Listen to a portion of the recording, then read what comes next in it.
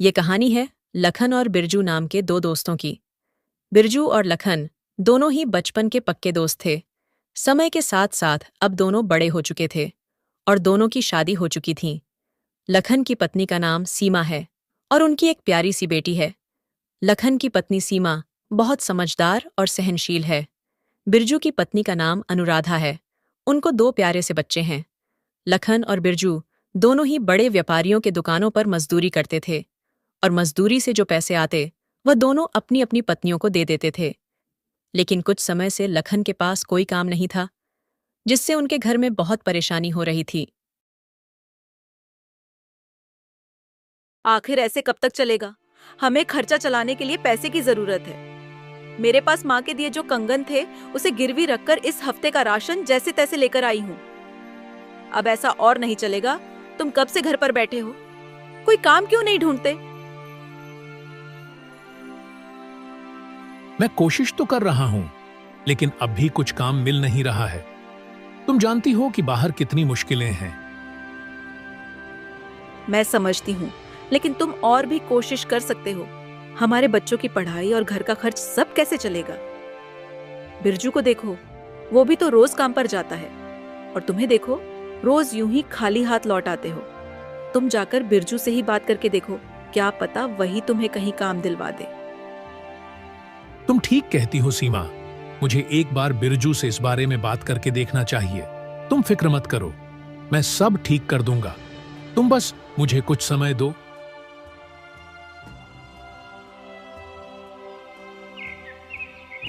अगली सुबह लखन बिरजू के घर जाता है।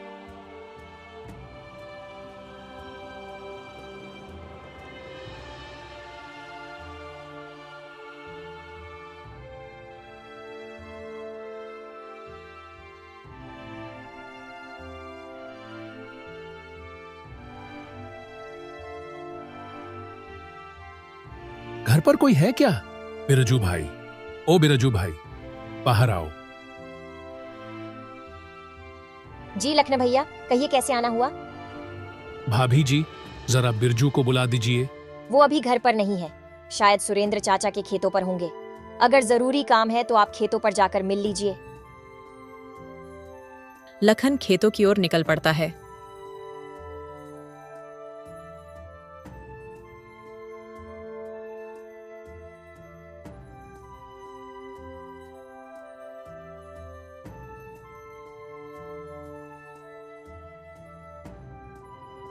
बिरजू, क्या तुम्हारे यहाँ काम करने की कोई जगह है?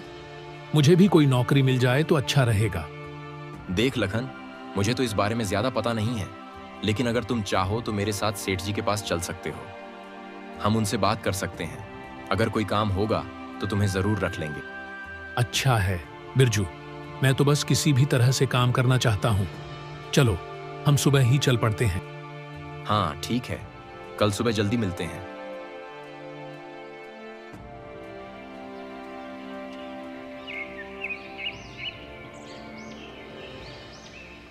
अगले दिन सुबह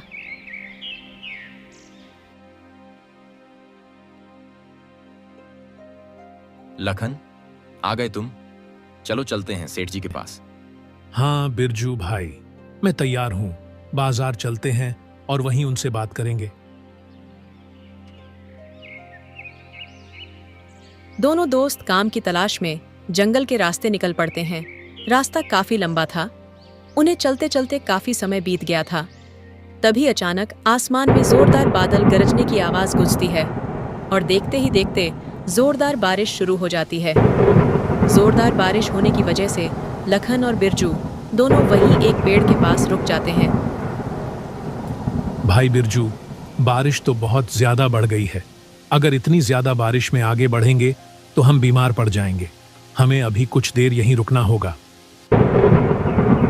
तभी लखन की नजर एक झोपड़ी पर जाती है और वह बिरजू को इशारे करते हुए कहता है, बिरजू भाई, वह देखो, एक वहां एक कुटिया है। चलो वहां किसी से मदद मांगते हैं। क्या पता वह थोड़ी देर अपनी कुटिया में हमें रुकने दे, जब तक कि यह बारिश नहीं थम जाती।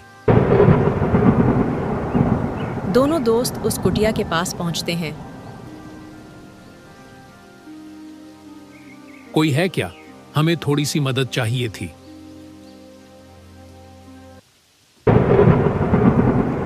हाँ बेटा, अंदर आ जाओ। जब दोनों अंदर आते हैं तो उन्होंने देखा कि अंदर एक बूढ़ी माँ बैठी हुई थी। अम्मा, हमें थोड़ी मदद की तलाश थी। हम बाजार के लिए निकले थे और अचानक से जोरदार बारिश शुरू हो गई और हम इसी जंगल में फंस गए। थोड़ी आश्रय की जरूरत थी जब तक कि बारिश बंद नहीं हो जाती। अगर आप बुरा ना मानो तो कुछ देर हम आपकी झोपड़ी में गुजार सकते हैं। बस बारिश रुकने के बाद हम यहाँ से चले जाएंगे। हाँ क्यों नहीं बेटा, बैठो। तुम जितनी देर चाहे यहाँ रुक सकते हो। दोनों वहां चुपचाप बैठ जाते हैं। बूढ़ी माँ चूल्हे पर खाना बना रही थी। खाने की बहुत सुगंधित खुशबू आ रही थी। खाने की खुशबू दोनों का ध्यान बार बार चूल्हे की तरफ ले जा रही थी, पर वह यह सोचकर अपने मन को मार लेते कि बूढ़ी अम्मा ने थोड़ा सा ही पकाया होगा।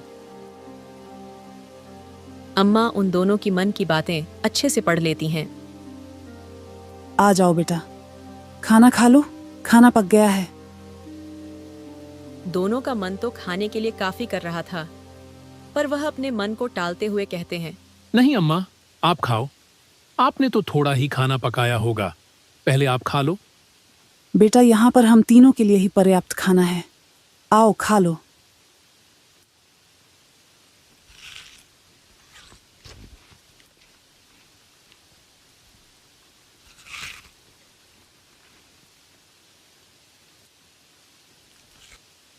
अम्मा, यह खाना तो बहुत ही स्वादिष्ट है। ऐसा स्वाद तो हमने आज से पहले कभी नहीं चखा। अम्मा, आप यहाँ इतने घने जंगल में अकेले रहते हो, आपका क्या कोई परिवार नहीं है? बेटा, मेरा भी एक जमाने में भरा फूला परिवार था। हम एक छोटे से गांव में रहते थे। एक दिन अचानक से उस गांव में भयंकर तूफान के साथ बाढ़ आया और मेरे पति, बेटे, बहू, पोते सबको बहा ले गया। बस मैं ही बच गई और अब मैं इस जंगल में रहती हूँ। मेरा अपना कोई नहीं है। अम्मा, आप इतने घने जंगल में अकेले कैसे रहती हैं? अम्मा, आपको डर नहीं लगता? बेटा, डर किस चीज का? बस शुरू शुरू में थोड़ा सा अकेलापन सा लगता था, मगर अब इन सब की मुझे आदत सी हो गई है। अम्मा, अगर आप बुरा ना मानो तो आप हमारे घर चलकर रह सकते हो। मेरे घर में मेरी पत्नी और मेरे बच्चे हैं। मेरी माँ बहुत जल्दी मुझे छोड़कर चली गई। अगर आप हमारे साथ चलोगी तो मुझे बहुत खुशी होगी। आपको यहाँ इस घने जंगल में रहने की कोई जरूरत नहीं। अम्मा, आप मेरे साथ चलो। अम्मा लखन की तरफ देखती हैं। नहीं बेटा, अब मैं यही खुश हूँ। ये जंगल ही मेरा घर है। मुझे अब इस शांति भरे माहौल में ही रहना अच्छा लगता है। पर तुमने मुझसे पूछा, मुझे बहुत अच्छा लगा। थोड़ी देर में बारिश थम जाती है। अच्छा अम्मा, बारिश थम गई है, अब हम चलते हैं। अम्मा, एक बार आप फिर सोच लीजिए। अगर आप हमारे साथ चलना चाहे तो आप चल सकती हैं। नहीं बेटा, तुम्हारा शुक्रिया, पर मैं यहीं पर खुश हूँ। ये जंगल ही अब मेरा घर है। अम्मा, आज्ञा दीजिए, अब हम चलते हैं। रुको बेटा, तुम मुझे बहुत ही नेक दिल लगे हो। मैं तुम दोनों को कुछ देना चाहती हूँ।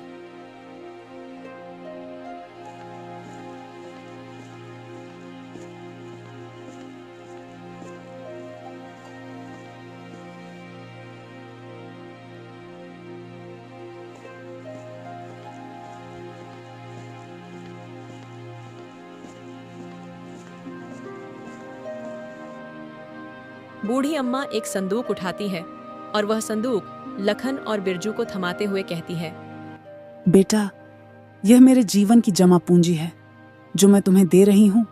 मैं तो बूढ़ी हो चुकी हूँ, अब मेरे यह किसी काम की नहीं। तुम दोनों इसे रख सकते हो और इसमें जो भी है उसे तुम आपस में आधा आधा बांट लेना। अम्मा, इसमें क्या है? तुम ही खोलकर देख लो, इसमें क्या है। जब वह संदूक को खोलते हैं तो उसमें बहुत सारे सोने के सिक्के होते हैं, जिसको देखकर वह दोनों की आंखें खुली की खुली रह जाती हैं। इतने सारे सोने के सिक्के? अम्मा, आप इतने सारे सोने के सिक्के हमें क्यों दे रही है? बेटा मेरा, अब यहाँ कोई अपना है ही नहीं और तुम मुझे बहुत नेक दिल इंसान लगे और तुम्हारे पहनावे से तुम काफी गरीब और असहाय प्रतीत हो रहे हो। इसीलिए मैंने तुम्हें यह देने का निर्णय लिया है। अब तुम दोनों इसे रख सकते हो। इस पर तुम दोनों का बराबर का हक है। दोनों बूढ़ी अम्मा को धन्यवाद कहकर वहां से अपने गांव के लिए रवाना हो जाते हैं। आज वह दोनों बहुत खुश थे। उनके हाथ एक सोने की खदान जो लग गई थी। दोनों अपने अलग अलग सपने सजा रहे थे। इन पैसों से मैं सबसे पहले अपना एक छोटा सा कारोबार खोलूंगा और हाँ, अपना एक सुंदर सा घर भी बनाऊंगा। इसमें एक सुंदर सा शीशा भी लगाऊंगा। मेरी पत्नी को शीशा देखना बहुत पसंद है ना। और अपनी बिटिया के लिए एक सुंदर बस्ता भी लाऊंगा। वह काफी दिन से मुझसे बस्ते की मांग कर रही थी और उसका एक अच्छे स्कूल में दाखिला करवाऊंगा। इतने सारे सोने के सिक्के, इससे तो मेरी किस्मत ही बदल जाएगी। मैं तो गांव का सबसे अमीर आदमी बन जाऊंगा। सबसे पहले मैं अपने लिए सुंदर सा घर बनवाऊंगा और उसमें नौकर चाकर होंगे जो मेरे आगे पीछे घूमेंगे। इतने सारे सोने के सिक्के से तो मैं आराम से पूरी जिंदगी बैठकर खा सकता हूं। मुझे तो कोई काम करने की जरूरत भी नहीं होगी। बिरजू यह सब सोच ही रहा था। तभी लखन बीच में बोल पड़ता है। बिरजू भाई, घर पहुंचते ही हम इन सिक्कों को आधा आधा बांट लेंगे। लखन के मुंह से सिक्कों को आधा आधा बांटने का ख्याल सुनकर बिरजू को बिल्कुल अच्छा नहीं लगा और वह मन ही मन सोचता है, सिक्कों को आधा आधा बांटना मतलब मेरे सपने भी आधे आधे बांटना। भला इन सिक्कों को मैं इस लखन के साथ क्यों बांटूं? मुझे ये सारे के सारे सोने के सिक्के चाहिए। मैं इन सिक्कों को भला बराबर क्यों बांटूं? मुझे तो पूरे के पूरे सिक्के चाहिए। पर मैं ऐसा क्या करूं जो ये सिक्के केवल मुझे मिले? यह लखन तो घर पहुंचते ही आधे सिक्के ले ही लेगा। मुझे कुछ ना कुछ तो सोचना ही होगा। दोनों अपनी अपनी सोच में आगे बढ़ जा रहे थे। चलते चलते वह एक नदी के रास्ते से गुजर रहे थे। नदी को देखकर बिरजू को एक ख्याल आता है और वह बिना कुछ सोच लखन को उस नदी में धक्का दे देता है। लखन जैसे ही नदी में गिरता है, वह बिरजू को आवाज लगाता है, बिरजू भाई, मुझे बचाओ, मैं इस नदी में गिर गया हूँ। मुझे बचाओ बिरजू भाई, मुझे बचाओ। लखन भाई, तुम इस नदी में गिरे नहीं हो, बल्कि मैंने तुम्हें धक्का दिया है ताकि यह सोने के सिक्के मुझे तुम्हारे साथ बटाना ना पड़े। अब यह सारे सोने के सिक्के मेरे हुए। बिरजू वहां से चुपचाप खिसक लेता है और बेचारा लखन उस पानी में ही डूब जाता है। रात के समय बिरजू जब घर पहुंचा तो उसने देखा कि लखन की पत्नी अपने घर के बाहर अपने पति का इंतजार कर रही है। जब सीमा ने बिरजू को आते हुए देखा तो उसने बिरजू से पूछा, भैया लखन जी नहीं आए, वह कहाँ रह गए? वह भी तो आपके साथ ही गए थे ना? बिरजू ने सारी बातों को छुपाते हुए कहा, हाँ बहन, लखन और मैं हम दोनों साथ ही गए थे और मैंने अपने मालिक से लखन की बात भी करवाई थी और मालिक ने उसे कल से काम पर आने को भी कह दिया था। इसके बाद लखन वहां से चला गया था और मैं काम करके अभी घर लौटा हूं। ये सुनकर लखन की पत्नी और भी घबरा जाती है। भैया लखन जी अभी तक घर नहीं आए हैं। मुझे समझ नहीं आ रहा वे कहाँ गए। वो ठीक तो होंगे ना? मेरा दिल बहुत घबरा रहा है। चिंता मत करो बहन, हो सकता है उसने कहीं और जगह भी काम की तलाश की हो और ज्यादा रात होने की वजह से वह वहीं कहीं रुक गया हो। आप सुबह तक का इंतजार करो, मुझे पक्का विश्वास है वह सुबह तक घर आ जाएगा। इतना कहकर बिरजू अपने घर को निकल जाता है। लखन की पत्नी बहुत घबराई हुई थी, लेकिन बिरजू ने उसे सहमति जताते हुए कहा कि आप सुबह तक का इंतजार करो। इसलिए लखन की पत्नी ने किसी तरह सुबह तक का इंतजार किया। सुबह हो चुकी थी, सूरज अपनी चरम सीमा पर था। लखन अभी तक घर नहीं लौटा था, जिससे उसकी पत्नी बहुत घबरा गई थी। वह बिरजू के घर जाती है। भैया लखन जी अभी तक घर नहीं आए हैं। मुझे समझ नहीं आ रहा वे कहाँ गए। वो ठीक तो होंगे ना? मेरा दिल बहुत घबरा रहा है। बिरजू परेशान होने का दिखावा करता है और कहता है, आप चिंता मत करो सीमा बहन, मैं अभी जाकर लखन का पता लगाता हूं और अपने साथ लेकर आता हूं। बिरजू ने सीमा को सहमति जताते हुए घर से बाहर चला गया और दूर जाकर जंगल में ही बैठ गया। लखन तो अब शायद कभी नहीं आएगा सीमा बहन जी। अब आपको पूरी जिंदगी ऐसे ही काटनी पड़ेगी। थोड़ी देर यही रुकता हूँ, बाद में जाकर कह दूंगा कि मैंने लखन को बहुत ढूंढा, लेकिन लखन कहीं नहीं मिला। और उसके बाद मैं उन सोने को सिक्कों को बेचकर बहुत सारे पैसे कमाऊंगा और गांव का सबसे अमीर आदमी बन जाऊंगा। अभी तक तो यह बात मैंने अपनी पत्नी को भी नहीं बताई है। सबसे पहले उसे भी यह बात बतानी होगी, वह भी बहुत खुश हो जाएगी। कल रात तो मैं चुपचाप दबे पांव कमरे में जाकर उन सोने के सिक्कों को छुपा दिया था, लेकिन कहीं अगर मेरी पत्नी की उन सोने के सिक्कों पर नजर पड़ गई तो वह पूरे गांव में शोर मचा देगी। मुझे घर के लिए निकलना चाहिए, बहुत देर हो गई है। बिरजू वहां थोड़े देर आराम करता है और आराम करने के 4-5 घंटे बाद वह फिर अपने घर के लिए निकल पड़ता है। वह बहुत निराश होने का दिखावा करके सीमा के घर पहुंचता है और सीमा को आवाज लगाता है। सीमा बहन, ओ सीमा बहन, बाहर आओ। सीमा बाहर आती है और वह सीमा को बताता है कि उसने लखन को बहुत ढूंढा और उसे लखन कहीं भी नहीं मिला। सीमा बहन, मैंने लखन को बहुत ढूंढा, लेकिन उसका कहीं पता नहीं चला। पता नहीं लखन भाई कहाँ है। तभी सीमा के पीछे से लखन बाहर आता है। लखन को अपने सामने जीता जागता देखकर बिरजू के तो पैरों तले जमीन ही खिसक जाती है। लखन, तुम यहाँ कैसे? क्यों बिरजू भैया, मुझे यहाँ देखकर तुम्हें खुशी नहीं हो रही? बिरजू लखन की बातों का कोई जवाब नहीं देता। बिरजू का दिल धक धक कर रहा था, क्योंकि वह लखन को देखकर बहुत हैरान था और उसको लखन से डर भी बहुत लग रहा था। लखन ने सीमा बहन को सारी बातें बता दी होगी। है प्रभु, अब तो मुझे कोई नहीं बचा सकता। मुझे यहाँ से जल्द ही निकल लेना चाहिए, वरना यह लखन तो मुझे जेल भिजवा कर ही मानेगा। जल्दी से घर जाकर अपनी पत्नी के साथ कहीं दूर भाग जाऊंगा और यह लखन मेरा कुछ नहीं कर पाएगा।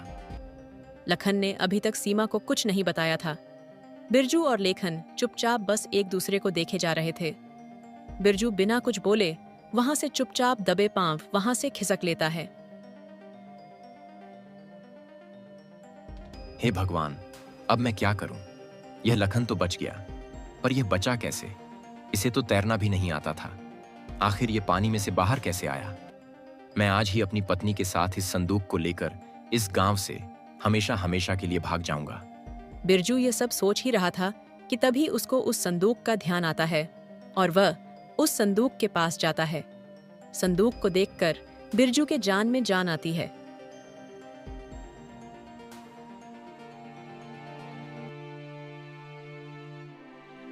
हे भगवान, ये सब कैसे हुआ? मेरे सोने के सिक्के कहाँ गए? कहीं उस लखन ने तो नहीं चुरा लिए और ये कंकड़ भर दिए। बिरजू ये सब सोच ही रहा था कि तभी उसके सामने बूढ़ी अम्मा प्रकट हो जाती है। अचानक बूढ़ी अम्मा को अपने सामने देखकर बिरजू बहुत हैरान हो जाता है। अम्मा, आप यहाँ कैसे? अपनी गंदी जुबान से मुझे अम्मा मत कह दुष्ट। तुम बहुत दुष्ट और पापी व्यक्ति हो। तुमने अपने दोस्त के साथ इतना बुरा कर्म किया, यही तुम्हारी कर्मों की सजा है। तुमने इस सोने के सिक्के के लिए अपने दोस्त को मारने की कोशिश की। लो, अब तुम्हारे पास ना तुम्हारा वह दोस्त है और ना ही सोने के सिक्के। अब तुम सारी जिंदगी इस कंकड़ से ही खेलते रहना और अमीर बनने के सपने देखना। अम्मा, मुझे माफ कर दो। मुझसे बहुत बड़ी गलती हो गई। मैं लालच में बहक गया था। माफ उसे किया जाता है जिसने कोई गलती की हो, और तुमने गलती नहीं, तुमने एक गुनाह किया है, अपने दोस्त को जान से मारने का। किसी व्यक्ति की जान लेने की कोशिश की है तुमने, और अब यही तुम्हारी सजा है। इतना कहकर बूढ़ी अम्मा वहां से चली जाती है। बिरजू को अपनी करनी पर बहुत पछतावा होता है। बिरजू अपने पास से सब कुछ गवा देता है जिसके उसने सपने देखे थे। लखन अपनी पत्नी सीमा के साथ अंदर जाता है। लखन के मन में काफी उथल पुथल चल रही थी। मैं क्या करूं? सीमा को वह बताऊं जो मेरे साथ हुआ या नहीं? अगर मैंने बताया तो यह बहुत परेशान हो जाएगी, लेकिन जो बिरजू ने मेरे साथ किया वह बिल्कुल सही नहीं किया। लेकिन अगर मैं सीमा को सच बताया तो मुझे पक्का यकीन है कि यह बिरजू को पुलिस के हवाले कर देगी और बिरजू की बाकी की जिंदगी जेल के सलाखों के पीछे होगी। लेकिन अगर ऐसा होगा तो बिरजू के साथ साथ उसके मासूम बीवी बच्चों को भी इसकी सजा झेलनी पड़ेगी। और उनके घर में तो कमाने वाला बस बिरजू ही है। अगर वह जेल में रहेगा तो उसके बीवी बच्चे अकेले पड़ जाएंगे। नहीं, मैं ऐसा नहीं कर सकता। फिर जो की गलती की सजा तो उनकी मासूम बच्चों को नहीं दे सकता। लेकिन बिरजू ने भी मेरे साथ अच्छा नहीं किया। मैंने कितने सारे सपने देखे थे। उसने वह सारे सोने के सिक्के मुझसे छीन लिए और मेरे सपने भी। लखन ये सब सोच ही रहा था कि तभी वहां पर बूढ़ी अम्मा प्रकट हो जाती है। बुद्धि अम्मा को देखकर लखन बहुत हैरान भी था और खुश भी। आप यहाँ कैसे? और आपको मेरे घर का पता कैसे मिला? लखन बेटा, मैं हर जगह आ सकती हूँ। मुझे हर जगह का पता मालूम है। इतना कहकर बूढ़ी अम्मा अपने जादू से एक संदूक प्रकट करती हैं। अम्मा, यह तो वही संदूक है ना जो आपने मुझे दिया था? हाँ लखन बेटा, ये वही संदूक है और अब यह तुम्हारा हुआ। पर माँ, यह संदूक तो बिरजू के पास था ना? हाँ, बिरजू के पास जो होना चाहिए था वह उसे मिल गया है और तुम्हारे पास जो होना चाहिए वह यह है। जैसे ही लखन उस संदूक को खोला, उसने देखा वह संदूक सोने के सिक्कों से भरा हुआ था। अम्मा, इसमें तो बहुत सारे सोने के सिक्के हैं। अब तुम इस संदूक को अपने पास रखो। अब यह सब तुम्हारा है, इसे संभाल कर रखना। इतना कहकर बूढ़ी अम्मा वहां से गायब हो जाती है। ये कौन थी और ये अचानक से कहाँ गई?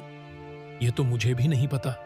मैं तो इन्हें आम इंसान समझ रहा था, लेकिन लगता है यह कोई फरिश्ता थी जो हमारी मदद करने आई थी।